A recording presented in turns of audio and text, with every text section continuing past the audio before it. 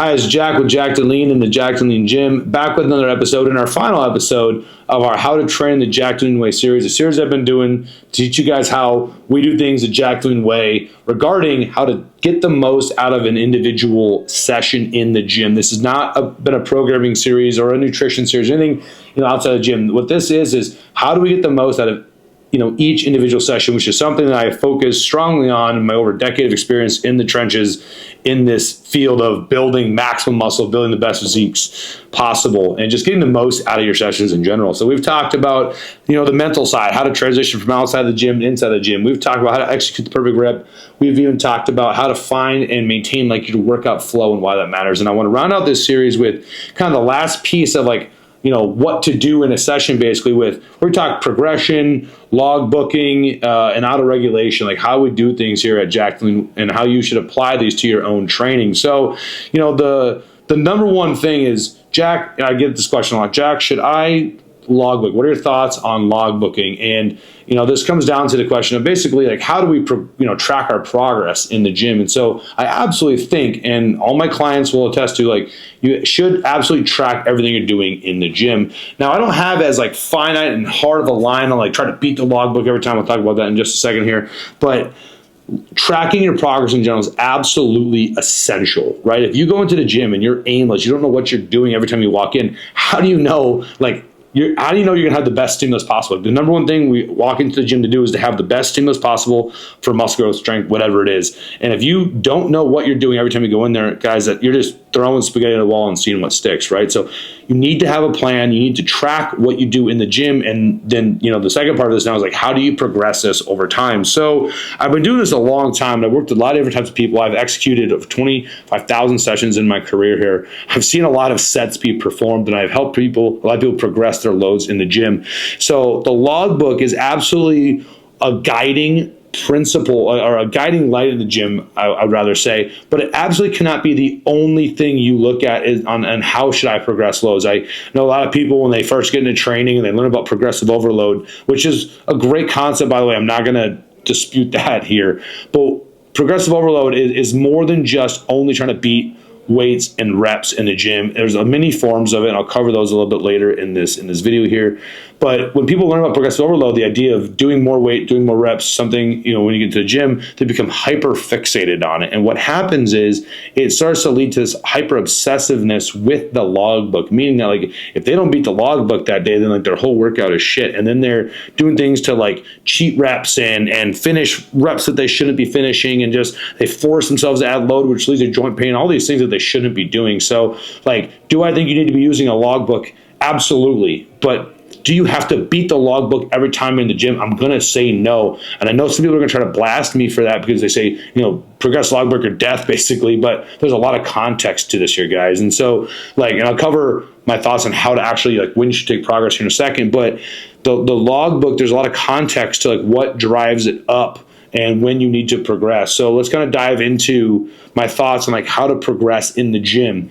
When you get into the gym, obviously there's a lot of factors that have been occurring in your day and even the week leading up to that session. Like I talked about in one of my previous videos here, the minute that last rep of that set of your last workout ends, your performance for the next workout begins. The way you recover, the way you think, the way you eat, sleep, all these things. So when you come into the gym that day, remember, basically your performance is already somewhat in the barn. How you're going to perform, you can maybe make some small real-time adjustments, but realistically speaking, the bulk of what makes up we call your ideal performance state, okay, that's already been accomplished. So your real self is how you feel right now. Your ideal performance state is where you need to be in all these factors to have the best performance possible. So when you walk in, you have your numbers that you hit last time. You need to already think about where am I compared to where I was last time I was in the gym for this workout. Do I have more calories, less calories, more PDs, less PDs? Did I sleep? Did I not sleep? Was I stressed? All these things. That's all the type of stuff that when I take a client back to start our session, I go, how are you feeling today?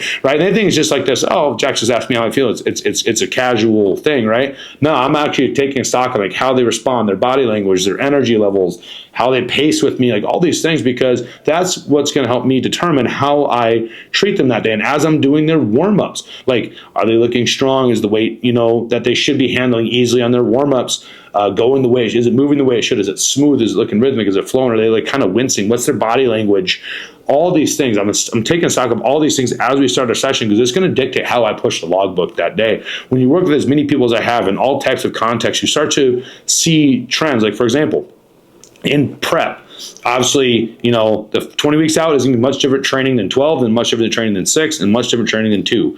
So why would you try to force this logbook and like this progression every time you go into the gym, and have such a closed view, like this black and white view? If I don't progress, I'm losing muscle, and it doesn't work like that, guys. You need to assess the context of what's going on, and how it's going to affect your session, because now you can adjust your expectation, which is already going to help your performance, right? Like, if you go in and you tell yourself you're weak and you suck, like, how do you think you're performing? Well, it's going to be shitty. But if you go in and be like, objectively, this is how I'm feeling right now, this is my real self, what I need to do to try to move as much as I can to ideal performance state. All right, cool. Now, in the context, I'm in prep, I haven't had a lot of food, I'm still going to push. I'm not saying when you're not trying to progress logbook to train like a fucking sissy, right? Like, what I am saying is you need to just be objective with where you're at that day. Do you honestly think if you're deep in prep, you're going to hit an all-time PR on squats? Like, you're not. And if you think you are, you're just delusional. I'm sorry to say it. Get out of your head. You're your own worst enemy at that point, right? So, when I finally broken through that with people, we start to actually see a lot of progress, and that's a topic for another day. But when you're starting to progress in the gym, okay, you need to start saying, all right, how are my warm-ups going? Like, that's the first thing. Joint pain, how is the weight moving? How's my energy levels on these warm-ups? How's the weight feeling? And then when I look at the logbook and say, all right, well, normally if I'm working up to 100 pounds, I did, 50 there and doing 75. 75 is moving a little bit slower than normal. All right, well, maybe I'll do 90 like I normally do for a couple. That felt okay. And if I got, my rep range was like a 6 to 10 and I got 8 last time, maybe I'll keep the weight the same, because I think I can get at least 6, right? And I know 9 might be a struggle. I might try it depending on how the set goes, so I'm not going to be bummed if I don't. But I do want to still achieve like a quality stimulus with good rep execution to failure, right? And so you start to warm up and you start to have these things that you're like assessing, and now comes the working set and you're in it. And the last thing I want you guys to do when you're trying to, focus on progression is hurt yourself or start causing negative stimuli that causes joint pain and burnout and all these things that you don't want. So like, when you're warming up, it's and I've talked about this in my last video, it's way more than just moving blood around. It's way more than just getting yourself warmed up, right? Like, you're taking assessment of your situation. So you look at that logbook and go, okay, 50 felt even better than it did last time. Cool. 75 felt even better than it did last time. 90 felt better than it did last time. I got 100 for 8. I'm still going to keep the weight the same, because there's no need for me to add load right now, right? Because I still haven't hit the top end of the rep range, but heck, I might get 10. I might get 11, right? And you train and you got 10. Awesome. Your assessment of yourself was correct. And that's what a trained individual learns how to do. A trained individual learns how to, in that moment, like, it's not quite auto-regulation, which I'll talk about in a second, but they start to just get better at understanding their biofeedback. Okay, and that's a whole part of all of this is there is like a biofeedback and auto-regulation component to progressing. So some people say every time you go into the gym, try to add 2.5 or 5 pounds or 5%, whatever it is, right? Add a rep. And sometimes you can take those bigger load jumps. Other times you can't. And so auto-regulation is understanding when you can and when you can't, right? Because we know, based on research, that when you are an untrained individual, your feedback, your understanding of your feedback is really poor. Your understanding of what a 0 RIR versus a 3 versus a 5 RIR is really poor. So in general, to especially those beginners, it does make sense to beat a little bit of weight out of rep every time you go into the gym, and that is how I coach it. It's pretty simple. It's a simple framework. Double progression. Go up in weight, go up in reps. As you become more advanced, you start to understand when you have it and when you don't that day. We know that not every single one of your workouts is going to be the best world-beating workout of all time. It physically can't be like that, and you're not going to progress forever. Otherwise, we all be deadlifting 1,000 pounds, right?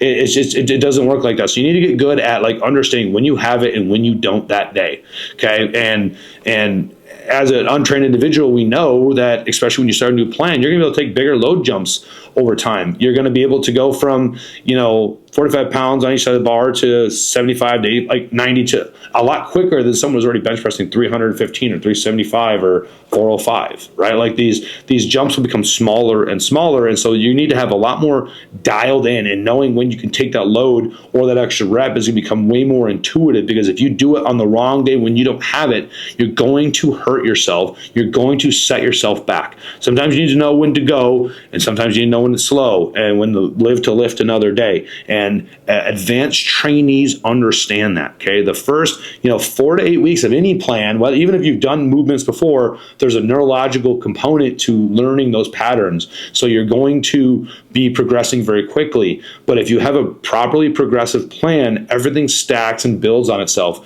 not just within the workout, but across the weeks and the months. And so if you have a pretty well put out plan and you start to force it just because you want to rapidly ascend to a 4-plate bench press and you're currently doing 135, like, you're just going to be set up for disappointment and ultimately cause issues. And I just don't want you guys to have that, which is why I'm having this talk with you right now. But advanced lifters know that as you move along the continuum and you start to, run out of the neurological adaptations, you're not just only working on coordinating your motor units anymore, you're actually trying to build like legitimate tissue, right? That's when the rate of gains are going to slow. And so what was once 2.5, 5 pounds, multiple reps, these larger jumps early on, is now going to slow down, and it's going to be a rep every other week. It's going to be 2.5, 5 pounds on each side every other week, even every 3 weeks. And you can't get bummed about that, because it's just going to only hinder your training even more.